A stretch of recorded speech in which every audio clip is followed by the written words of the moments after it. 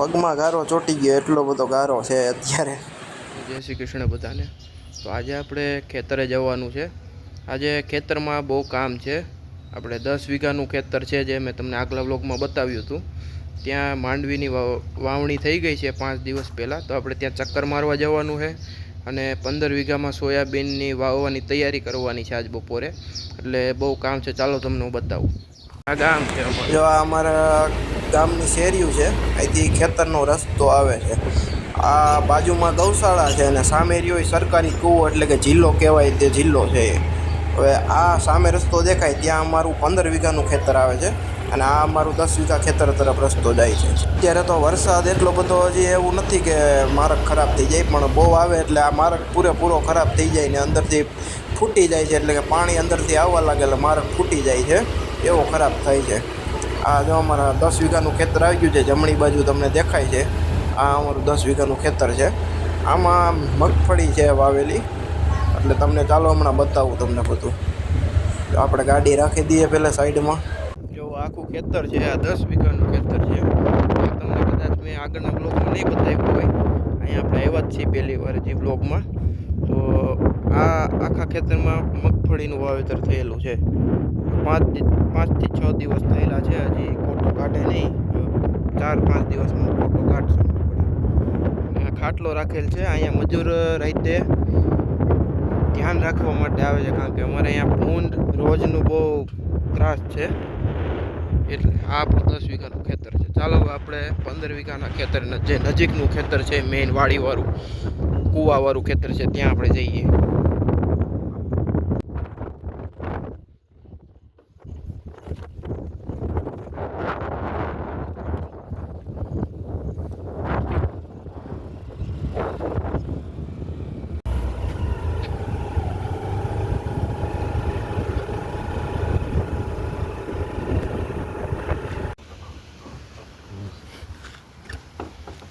ગાડી આપણે અહીં રાખી દીધી છે અને જો આ સામે ટ્રેક્ટર પડ્યું છે આપણું.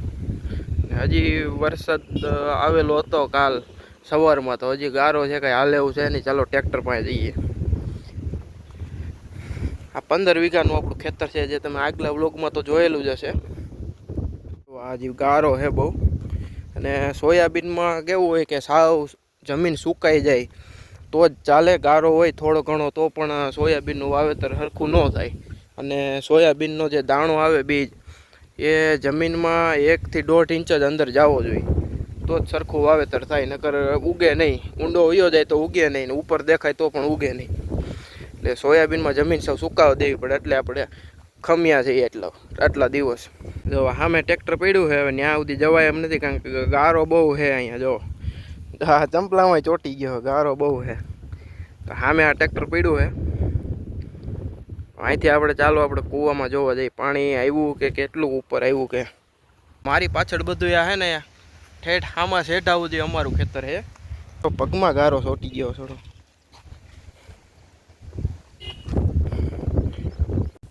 આ રીંગણી છે પોરની આમનમ છે, ઉનાળામાં પણ સુકાણી નથી, આમનમ રહેલ છે ઊભી.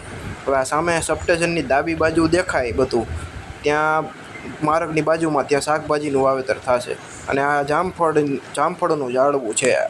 ને કૂવામાં કાંઈ હજી બહુ આવેલું નથી પાણી, આવશે હજી ઠેઠ ઉપર સુધી આવી જશે. હજી વાર છે, એટલો બધો હજી વરસાદ આવ્યો નથી કે પાણી ચડી જાય. એટલું જ કામ હતું આજે આપણે ખેતરે. 10 વીઘામાં તો મગફળીનું કામ પૂરું થઈ ગયું છે. હવે 15 વીઘામાં જો બપોર પછી હાલ એવું થાય એટલે કામ ચાલુ કરવાનું છે સોયાબીનનું. તમને આ વ્લોગ ગમ્યો હોય તો લાઈક કરી દેજો, ચેનલને સબસ્ક્રાઈબ કરવાનું ભૂલતા નહીં. ને તમે ખેડૂત હોવ તો તમે કયો પાક વાવ્યો છે, કઈ બાજુથી તમે વિડીયો જોવો છો, કયા જિલ્લામાંથી તમે વિડીયો જોવો છો, એ બધું કોમેન્ટમાં જરૂર લખજો. મળીએ આપણે આગલા વ્લોગમાં. બાય.